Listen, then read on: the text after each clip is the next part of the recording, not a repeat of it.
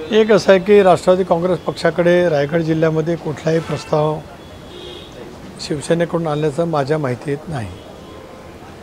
त्यामुळे ज्यांनी कोणी सांगितलं असेल तर त्यांना विचारलं तर त्यांच्याकडनं प्रश्नाचं उत्तर मिळेल। आज एक संध्याकाळला कार्यक्रम आहे की रायगड जिल्ह्यामध्ये दीर्घकाळ वेगवेगळ्या पक्षात पण सामाजिक कार्य करणारे श्री विजय खुळे यांचा 75 वर्ष पूर्ण होतात। त्यानिमित्ताने कार्यक्रम गोरेगावमधल्या सामाजिक संस्थांनी घेतलेला आहे। माझाही विजय खुळे यांचं गेले 40 वर्षाचे जवळकीचे संबंध आहेत। अनेक वेळा ते राष्ट्रवादी काँग्रेस पक्षामध्ये होते, वेगवेगळ्या राजकीय पक्षामध्ये सुद्धा त्यांनी काम केलं आहे। पण शेवटी एखाद्याचा 75 वर्ष ज्याला पूर्ण होतात त्यावेळेला आपल्या संस्कृतीप्रमाणे जाणं, त्यांचं अभिष्टचिंतन करणं, त्यांचा कार्याचा गौरव करणं, त्यांना शुभेच्छा देणं या भावनेतून मी त्या ठिकाणी जाणार आहे। आगामी काळात जर असा प्रस्ताव आला तर राष्ट्रवादी काँग्रेस पक्ष विचार करेल का? कारण स्थानिक पातळीवरचे निर्णय आत्तापर्यंत आपल्या वाहिन्यांच्या मार्फत मी हेच ऐकत आलो की आम्ही राष्ट्रवादी काँग्रेस पक्षाकडे युती करणार नाही। काही अत्यंत खालच्या शब्दामध्ये अपशब्द बोलत जे आज वेगवेगळ्या वैधानिक पदावरती आहेत अशांची वक्तव्य आपल्यामार्फतसुद्धा महाराष्ट्राने त्या ठिकाणी ऐकलेली आहेत। आता अशा वेळेला आमच्याजवळ बसण्याचा प्रस्ताव कसा, कधी, कशामुळे आला याच्यासाठी मी खूप अनभिज्ञ आहे आणि त्याच्यामुळे मी अनभिज्ञ असल्यामुळे माझ्यापेक्षा त्यांचा राजकीय अभ्यास कदाचित खूप दांडगा असू शकतो, त्याच्यामुळे ते त्यावरती प्रकाश टाकू शकतील। सर, आगामी स्थानिक स्वराज्य संस्थांच्या निवडणुकीच्या निमित्ताने मुंबई महानगरपालिकेच्या संदर्भात पक्षाची काय रणनीती आखण्यात आली आहे का? कारण की संबंध राज्यभरामध्ये पक्षाची रणनीती आखण्यात आली। आज मी आणि माझे सर्व प्रमुख सहकारी शिवाजीराव गर्जे, संजय खोडके, अनंत परांजपे, संजय तटकरे आम्ही सर्वजण बसून एक जिल्ह्याचं पार्लमेंटरी बोर्ड कशा पद्धतीने त्याची रचना करावी याची सक्तपणाची सूचना मी आज माझ्या या प्रमुख संघटनेच्या सहकार्याने दिले। येत्या 3-4 दिवसामध्ये संपर्क मंत्री किंवा पालकमंत्री हे जिल्ह्याच्या पार्लमेंटरी बोर्डाचे प्रमुख असतील, जिल्ह्याचे अध्यक्ष हे त्याचे सदस्य सचिव असतील, जिल्ह्यातील आमदार, माजी खासदार, कार्याध्यक्ष हे सुद्धा त्याच्यामध्ये असतील, महिला युवक यांचे प्रतिनिधी असतील, ओबीसी, अल्पसंख्याक, सामाजिक न्याय सेल याचे जिल्ह्याचे अध्यक्ष त्याच्यामध्ये निमंत्रित असतील। अशापैकी एक रचना करायचं आम्ही ठरवलं आहे। येत्या 3-4 दिवसामध्ये त्याच्या संदर्भातले आदेश स्पष्ट होतील। विशिष्ट कालावधीपर्यंत त्यांनी त्या बैठका घ्याव्यात आणि त्यानंतर मी स्वतःच दिवाळी संपल्याच्या नंतर संबंधित जिल्हावार मुंबईमध्ये या प्रत्येक जिल्हानिहाय आम्ही या पार्लमेंटरी बोर्डासहित आढावा घेण्याचं काम सतत 2 दिवस करणार। सर, स्थानिक स्वराज्य संस्थांच्या निवडणुकीच्या निमित्तानं स्थानिक पातळीवरच्या जिल्हाध्यक्षांना निर्णय तुम्ही देताय का, ज्या पद्धतीने स्वतंत्र निवडणुका लढवण्याच्या संदर्भात? कारण की शिंदेच्या शिवसेनेकडनं देखील स्थानिक स्तरावरती त्यांनी निर्णय घेण्याचे आदेश जे आहेत ते त्यांच्या कार्यकर्त्या जिल्हाध्यक्षांना मी तसं दिल्याचं मी कुठे माझ्याकडे ऐकवत नाही। समन्वय समितीच्या बैठकीमध्ये ही चर्चा झाली की 3 पक्षाचे जे संपर्क मंत्री, पालकमंत्री असतील त्यांनी एकत्रितपणाने बसावं आणि त्याचा अहवाल समन्वय समिती पुढे द्यावा।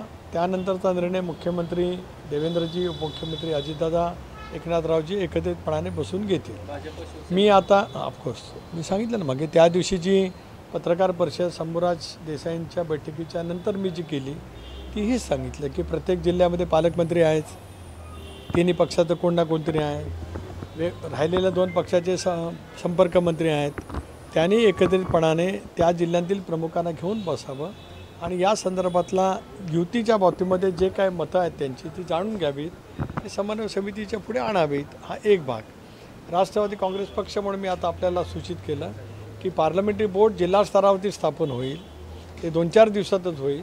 ते झाल्याच्यानंतर त्यांच्याही बैठका होतील, त्यांचाही अहवाल स्वतंत्रपणाने पक्षाकडे येईल। त्या दृष्टिकोनातून सुद्धा ज्यावेळेला समन्वय समितीमध्ये आम्ही बसू त्यावेळेला त्याची मांडणी करता येईल। त्यापूर्वी पक्षाच्या कोर ग्रुपची एक बैठक होईल राष्ट्रवादी काँग्रेस पक्षाच्या, त्याच्यामध्ये सुद्धा या संदर्भातली चर्चा होईल। सर, विरोधकांकडनं निवडणूक आयोगाची भेट घेतली जाते अधिकाऱ्यांची, सातत्यानं तर विरोधकांचं म्हणणं आहे की बॅलेटवरती या निवडणुका घ्या, आता निवडणुका घेण्याची घाई करू नका, अशा पद्धतीचं मत जे आहे हे सगळे विरोधक जे आहेत ते मांडताना पाहायला मिळतं। एक तर 7-8 वर्ष न निवडणुका झाल्यामुळे नागरिकांच्या मनामध्ये प्रचंड संताप आहे आणि लोकशाहीच्या दृष्टिकोनातून सुद्धा ते योग्य नाही. निवडणुका झाल्याच पाहिजेत. आता एक बाब अशी आहे की बॅलेट की आपण म्हणतो त्याप्रमाणे EVM मशीन.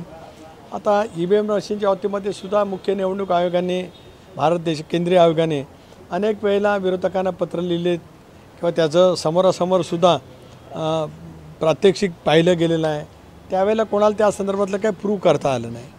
जसं लोकसभेच्या वेळेला खोटं नॅरेटिव्ह सेट करण्यामध्ये इंडिया आघाडीला देशभरामध्ये यश मिळालं की संविधान रद्द होईल, अल्पसंख्याक समाजाच्या मनामध्ये असुरक्षिततेची भावना तयार करण्यामध्ये आलं, आदिवासी बांधवांनासुद्धा असं वाटलं की आपलं आरक्षण जाईल. याच्यामुळे एक खोटं नॅरेटिव्ह देशभरामध्ये जे काय त्यांनी प्रभावित केलं त्याचा परिणाम लोकसभेच्या निवडणुकीला जरूर झाला. आताही अशाच पैचं नॅरेटिव्ह करण्याचा प्रयत्न सेट करण्याचा प्रयत्न हा विरोधकांच्याकडनं त्या पद्धतीने होतो आहे. त्यापेक्षा निवडणुकीच्या रिंगणात जाऊया. आणि एक असं आहे की काहींनी ज्यांनी प्रत्यक्षात कधी निवडणुका लढवल्या नाहीत आणि ज्यांना बूथ लेवलचं मतदान कसं होतं त्यांना माहिती नाही, त्यांना टीका टिप्पणी करणं सोपं आहे. एक भाग असा आहे की आम्ही सगळेजण निवडणुका लढलोत. निवडणुका लढायच्या आधी आम्ही पोलिंग एजंटही म्हणून काम केलं आहे, स्लिपासुद्धा वाटल्यात आणि काउंटिंग एजंट म्हणून काम केले. त्या मतदार याद्या त्याची छाननी त्याच्यासाठी नेमलेला BLO आज प्रत्येक राजकीय पक्षाचा BLO प्रत्येक मतदान केंद्रामध्ये अधिकृतरित्या निवडणूक आयोगाने नेमलेला आहे. तो त्याची छाननी करू शकतो आणि किती मतदान खोटं झालं आहे किंवा काय किंवा मतदान होत असतानासुद्धा तुम्ही जर का बघितलं तर आपणही मतदान करत असाल अनेक वेळेला तर तुमचं ID कार्ड ते पाहिलं जातं. त्या मतदार यादीवरती तुमचा फोटो काय तो टॅली केला जात असतो. तो जर काय झाला नाही तर तुम्हाला मतदानापासून थांबावं लागतं. ही सगळी ज्यावेळेला प्रक्रिया होते त्यावेळेला सगळ्या राजकीय पक्षाच्या उमेदवारांचे पोलिंग एजंट त्या मतदान केंद्रामध्ये बसलेले असतात. ही सगळी प्रक्रिया जे नेते 2 दिवस सगळे राजकीय पक्षाचे प्रमुख विरोधी पक्षाचे नेते निवडणूक आयोगांना भेटलेत त्यांनी त्यांच्या पक्षाच्या माध्यमातून दीर्घकाळ केलेली आहे. पण आता नॅरेटिव्ह सेट करत असेल करू द्या. सर तुम्ही मागच्या 2 दिवसात केवळ नॅरेटिव्ह सेट करण्याचा प्रयत्न होता, कारण त्यांना पुरावे दिले 800 लोक एका घरामध्ये आहेत, प्रत्यक्षात तिथं दिसत नाहीये. एपिक नंबर वेगवेगळे आहेत. एक असा आहे की 2 बाब आहेत. पुरावे दिले असतील तर त्याची छाननी करावी आणि चुकीचे नोंदले गेले असतील तर कडक कारवाई करावी. पण मला जे ज्ञान आहे गेल्या 40 वर्षाचं किंवा मी 77 साली पहिल्यांदा लोकसभेच्या निवडणुकीच्या वेळेला पोलिंग एजंट राहिलो होतो आंबेवाडी क्रमांक 1च्या याच्यावरती. त्याला यादी तुमच्याकडे 4 दिवस येते. इथेही तुम्हाला राजकीय पक्षाला पैसे भरून किंवा निवडणुका घोषित झाल्यावर प्रत्येक राजकीय पक्षाला मतदान केंद्र या यादी मिळत असते. तुम्ही अभ्यास करू शकता. मतदान होत असताना तुम्ही अटकाव करू शकता, पुरावा मागू शकता. हे सगळं काही लोकशाहीच्या प्रक्रियेमध्ये गेले वर्षानुवर्षे घडत आलं आहे. पण आता आम्ही त्याच्यामध्ये लक्षात देणार नसू किंवा आम्हाला माहिती आहे पण आम्ही तसाच आभास निर्माण करत असू तर त्यांचं त्यांना आहे की काहींनी ज्यांनी प्रत्यक्षात कधी निवडणुका लढवल्या नाहीत आणि ज्यांना बूथ लेवलचं मतदान कसं होतं त्यांना माहिती नाही, त्यांना टीका टिप्पणी करणं सोपं आहे. एक भाग असा आहे की आम्ही सगळेजण निवडणुका लढलोत.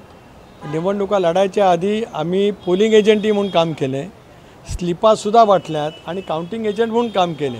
त्या मतदार याद्या त्याची छाननी त्याच्यासाठी नेमलेला BLO आज प्रत्येक राजकीय पक्षाचा BLO प्रत्येक मतदान केंद्रामध्ये अधिकृतरित्या निवडणूक आयोगाने नेमलेला आहे. तो त्याची छाननी करू शकतो आणि किती मतदान खोटं झालं आहे किंवा काय किंवा मतदान होत असतानासुद्धा तुम्ही जर का बघितलं तर आपणही मतदान करत असाल अनेक वेळेला तर तुमचं ID कार्ड ते पाहिलं जातं. त्या मतदार यादीवरती तुमचा फोटो काय तो टॅली केला जात असतो. तो जर काय झाला नाही तर तुम्हाला मतदानापासून थांबावं लागतं. ही सगळी ज्यावेळेला प्रक्रिया होते त्यावेळेला सगळ्या राजकीय पक्षाच्या उमेदवारांचे पोलिंग एजंट त्या मतदान केंद्रामध्ये बसलेले असतात.